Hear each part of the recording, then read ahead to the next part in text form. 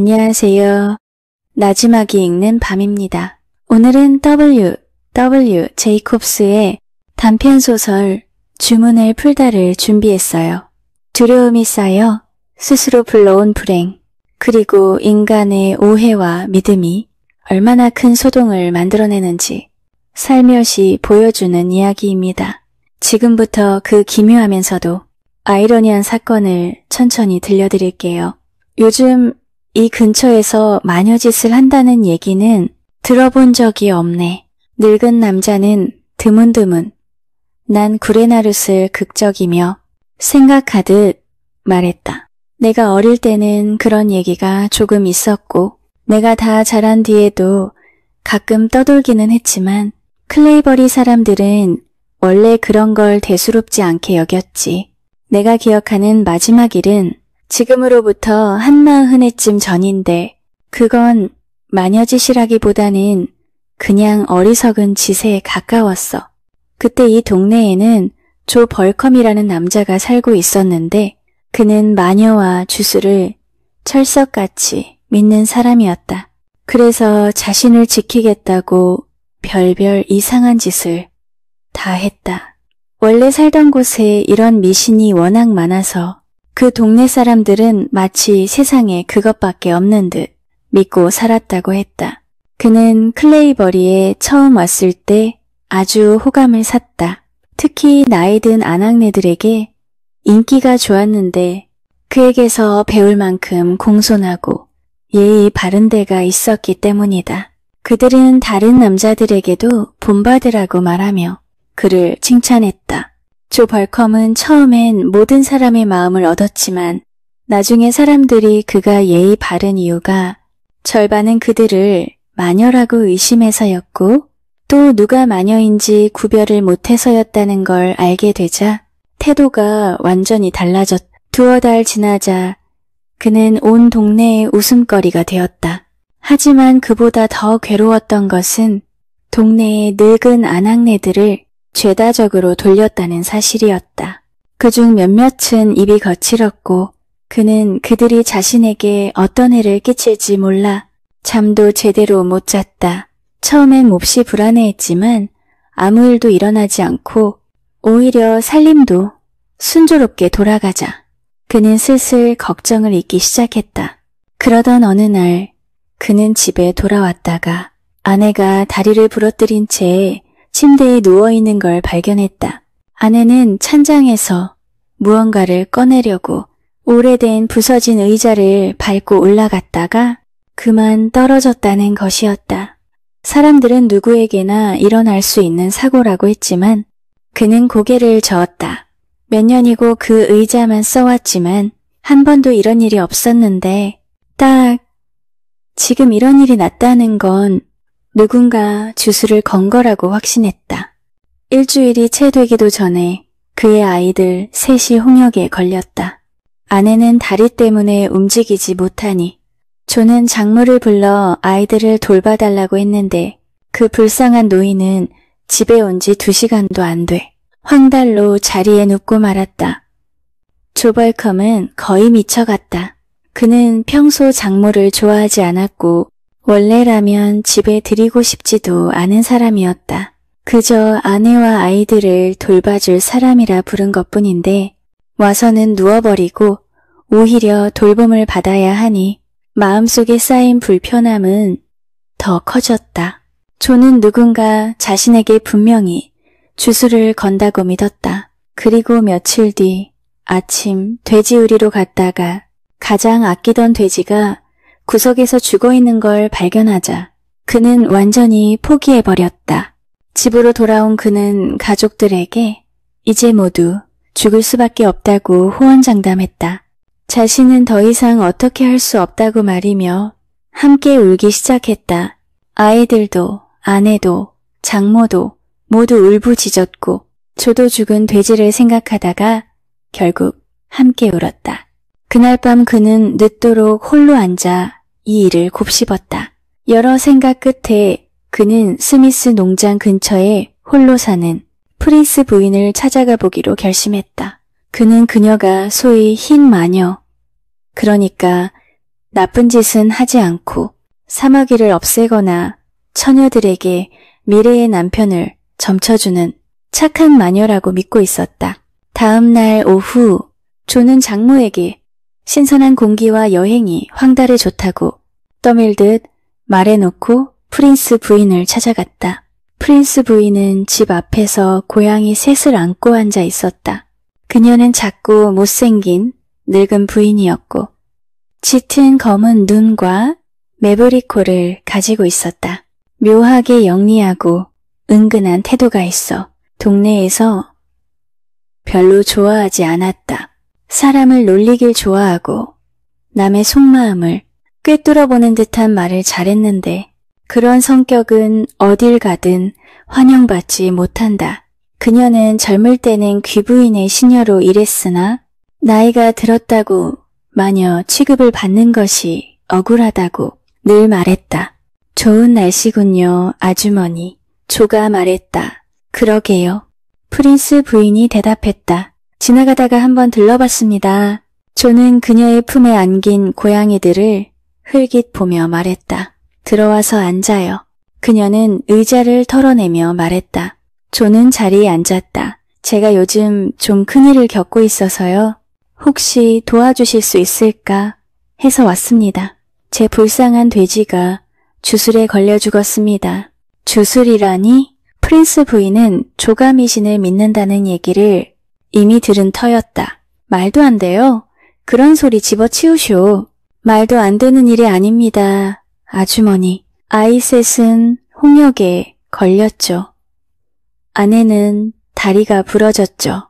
장모님은 황달로 누워있죠. 게다가 돼지가 죽었습니다. 뭐라고요? 또 죽었다는 거요? 프린스 부인이 물었다. 아니요, 같은 돼지예요. 그래서 내가 어떻게 해줬으면 하는 건데요? 프린스 부인이 물었다. 아이들과 아내를 간호해달라는 건 아니겠죠? 아닙니다. 조는 화들짝 놀라며 창백해졌다. 굳이 오시겠다면 장모님을 간호해주는 건 괜찮겠지만요. 그는 잠시 머뭇거렸다. 저는 누가 제게 주술을 건 건지 알고 싶고 그 사람이 저에게 걸어둔 주문을 풀어줬으면 합니다. 프린스 부인은 빗자루를 찾으려고 벌떡 일어났다. 주술과 걸레질은 늘 함께한다고들 했지만 찾지 못하자 다시 자리에 앉았다. 그녀는 오래도록 조를 바라보았고 조는 겁이 덜컥 났다. 결국 그녀는 끔찍한 미소를 지으며 코 옆을 손가락으로 문질렀다. 내가 도와주면 그녀가 말했다. 입 밖에 내지 않기로 약속하고 내가 시키는 대로 정확히 하겠습니까? 그렇지 않으면 이번 돼지 죽은 것 따위는 아무 일도 아닐 만큼 큰 재앙이 닥칩니다. 그렇게 하겠습니다. 조는 이미 얼굴이 새하얘져 있었다. 당신에게 걸린 주문은 남자가 걸었습니다. 프린스 부인은 두 손을 들고 눈을 감으며 말했다. 6 남자 중 하나입니다. 당신이 워낙 영리해서 질투한 자들이죠.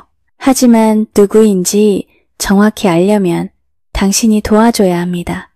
돈은 있나요? 조금 있습니다. 아주 조금. 장모님의 황달 치료비에 이것저것. 우선 이렇게 하세요. 프린스 부인은 여전히 눈을 감은 채 말했다. 오늘 밤 콜리플라워 술집으로 가세요. 6 남자가 모두 거기 있을 겁니다. 그들에게 각각 엽전 하나씩을 사세요. 엽전을 산다고요? 조가 어리둥절해 물었다. 내 말 되묻지 마요. 불길해요. 엽전 하나에 은화를 하나 주고 사요. 이유는 말하면 안 돼요. 예의 바르게 굴면 살 수 있을 겁니다. 예의 바르게 굴 필요도 없이 누가 그걸 마다하겠어요? 엽전을 다 모으면 나에게 가져오세요. 무엇을 해야 할지 알려줄게요. 서둘러요. 더 큰 일이 곧 닥치려고 하니까. 혹시 장모님 황달이 더 심해지는 건 아니겠죠? 조는 걱정스레 물었다.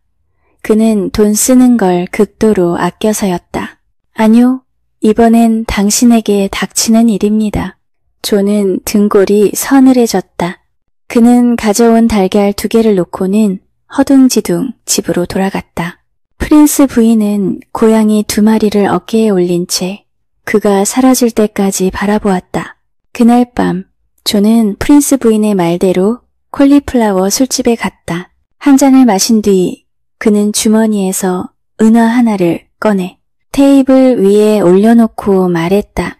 누가 이것과 엽전 하나를 바꿔주겠습니까? 아무도 서두르지 않았다.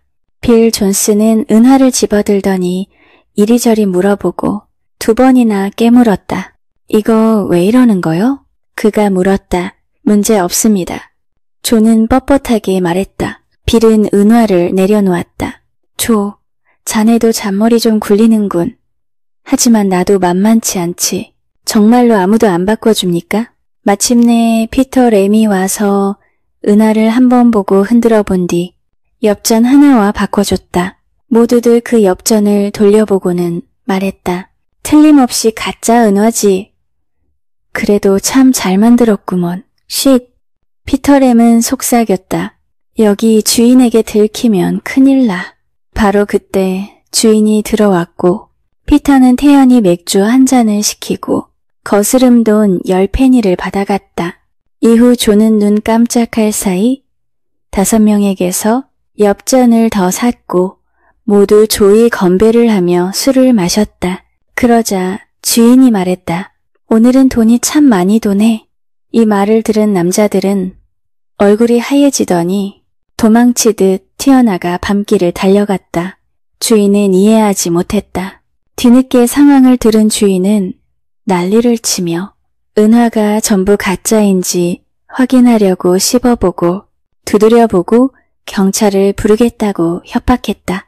그러다 자신이 얼마나 우스운 짓을 했는지 깨닫고는 마지못해 은화를 다른 것들과 섞어 넣었다.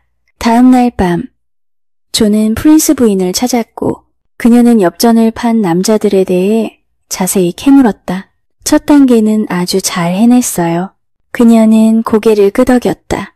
2번째 단계도 잘하면 누가 원수인지 곧 알게 될 거예요. 돼지가 돌아오진 않겠죠. 조가 투덜거렸다. 돼지 죽은 건 아무것도 아니라고 했잖아요. 프린스 부인은 성난 목소리로 말했다. 이제 잘 들으세요. 오늘 밤 12시가 되면 우리 집 시계는 시간을 안 쳐요. 그다. 그럼 치는 시계를 빌려오세요. 12시가 되면 엽전을 판 6명에게 다시 가서 이번에는 엽전 하나를 은화 하나에 팔겠다고 하세요. 어떻게 해요? 지난번에 반대로 하면 돼요. 그들이 사든 말든 상관없어요. 중요한 건 누가 가장 난리를 치는지예요. 그 사람이 바로 당신에게 주문을 건 사람입니다. 좀 돌아가는 방법이군요. 뭐라고요? 프린스 부인은 소리를 지르고 팔을 휘저었다. 마녀한테 와서 조언을 구했으면 시키는 대로 해야죠. 안 그러면 무슨 일이 벌어져도 저한테 책임 묻지 마요. 하겠습니다. 조는 덜덜 떨며 대답했다. 그날 밤 조는 알버트 프라이스에게서 시계를 빌려와 12시를 기다렸다. 종이 울리자마자 그는 옷을 챙겨 입고 아내가 묻는 말을 못 들은 척 집을 나섰다. 그날 밤은 어둡고 비바람이 몰아치는 끔찍한 날씨였다. 모두 잠든 시간이었고 첫 번째로 도착한 집은 빌 존스의 집이었다. 그의 성깔을 아는 존은 한참을 망설이다가 결국 문을 두드렸다. 잠시 뒤 창문이 열리고 빌 존스가 고개를 내밀었다. 무슨 일이요? 누구요? 저예요. 조 벌컴입니다. 할 말이 있습니다. 거기 있어. 마누라야. 너는 안방으로 들어가. 이 사람이 뭔 소리를 할지 모르니까 빌은 서둘러 아내를 밀어넣고는 밖에 조에게 말했다. 할 말 빨리 하쇼. 이 시간에 이러는 건 누가 봐도 실례요. 어젯밤에 엽전 하나에 은화 하나를 팔았죠. 또 팔려는 건가? 아니요. 이번에는 그 반대로 하고 싶습니다. 엽전 하나를 은화 하나에 팔려고요. 빌은 잠시 얼어붙었다. 이 시간에 날 깨워서 한다는 소리가 그거요? 정말 필요해서 그렇습니다. 그래요. 잠시만 기다리쇼. 지금 내려갈 테니까. 조는 그의 말투가 불길하다고 느꼈다. 잠시 뒷문이 벌컥 열리더니 빌 존스가 총알처럼 튀어나와 조에게 달려들었다. 둘은 꽤나 힘이 센 사람들이라 한참을 뒹굴며 싸웠고 기진맥진한 채 끝을 냈다. 조는 힘겹게 몸을 추슬러 다음 집으로 향했다. 피터램은 싸움은 약했지만 말은 더 사나웠다. 창문 밖에서 10분을 넘게 욕을 퍼붓고 문을 쾅 닫아버렸다. 조는 지쳐 있었지만 계속 걸어가서 제스퍼 포츠의 집을 두드렸다. 제스퍼 역시 난리를 치며 총을 장전하는 소리를 냈다. 그때 조는 도망치듯 집을 나왔다. 마지막으로 샘마틴의 집을 들렀을 때는 이미 새벽 3시가 넘었다. 그는 누가 가장 난리를 쳤는지 전혀 구분하지 못했다. 결국 그는 곧장 프린스 부인의 집으로 가문을 두드렸다. 프린스 부인은 집에 불이 난 줄 알고 잠옷 차림으로 뛰어나왔다. 그가 누구인지 알아보자. 이번에는 그 남자들보다 더 난리를 치며 소리쳤다. 다음 날 저녁 다시 찾아간 조에게 그녀는 6 남자가 한 말과 행동을 모두 자세히 말해보라고 시켰다. 조가 설명하는 동안 프린스 부인은 점점 이상한 소리를 내기 시작했고 결국 뒷방으로 들어가 한참을 기묘한 목소리를 내며 웅얼거렸다. 조가 몰래 문틈으로 들여다보니 그녀는 의자에 앉아 몸을 앞뒤로 흔들며 신음하고 있었다. 그는 얼어붙은 듯 멍하니 서 있었다. 이윽고 프린스 부인은 다시 방으로 나왔고 침착하게 말했다. 모든 화의 근원은 빌 존스입니다. 그녀는 한참을 생각에 잠긴 뒤 조에게 물었다. 문자를 읽을 줄 아나요? 아니요. 잘 됐네요. 읽을 줄 알면 내가 하려는 일을 할 수가 없어요. 조는 역시 교육이란 건 쓸데없는 거라며 고개를 끄덕였다. 프린스 부인은 진처럼 보이는 액체가 담긴 병과 종이를 가져와 무언가를 또박또박 적어병에 붙였다. 이 병을 들고 콜리플라워 술집으로 가서 빌 존스에게 술을 사주세요. 그리고 술을 줄 때마다 이 병의 술을 조금씩 타줘요. 그가 마시기만 하면 주문이 풀릴 겁니다. 그는 곧 운이 틀어지고 당신은 지금까지보다 훨씬 더 잘 될 거예요. 반드시 그가 조금이라도 마신 뒤에 병을 테이블 위에 두고 오세요. 조는 감사 인사를 하고 콧노래까지 부르며 술집으로 갔다. 빌 존스와 피터램 등 여러 사람이 있었고 처음에는 전날 밤 난리친 일을 두고 조를 놀렸다. 원한 품지 마요 빌. 한잔합시다. 조는 맥주 2잔을 시키고 빌 옆에 앉았다. 금방 둘은 친형제처럼 가까워졌다. 여기 진을 좀 넣어드리죠. 조가 병을 꺼냈다. 빌은 고맙다며 마셨고 조의 잔에도 넣어주겠다고 했지만 조는 치통이 있어 안 된다고 둘러댔다. 피터램이 자기 잔에도 넣어달라고 하자 조는 말했다. 오늘은 안 됩니다. 이건 빌에게만 주려고 산 거예요. 빌은 감격해 손을 잡아주었고 또 한 잔을 마실 때마다 조가병에서 조금씩 부어주었다. 그런데 빌은 갑자기 얼굴이 잿빛으로 변하더니 병을 뚫어지게 응시했다. 머리에는 땀이 송골송골 맺혔다. 모두들 이상하게 바라보았다. 귀신이라도 본 거요? 피터램이 물었다. 빌은 목에서 괴이한 소리를 냈다. 제스퍼 포츠가 병을 집어들고 병에 붙은 글자를 더듬어 읽기 시작했다. B.O.I. 빌 존스를 위한 독약. 술집 안은 순식간에 얼어붙었다. 모두가 빌을 바라보았다.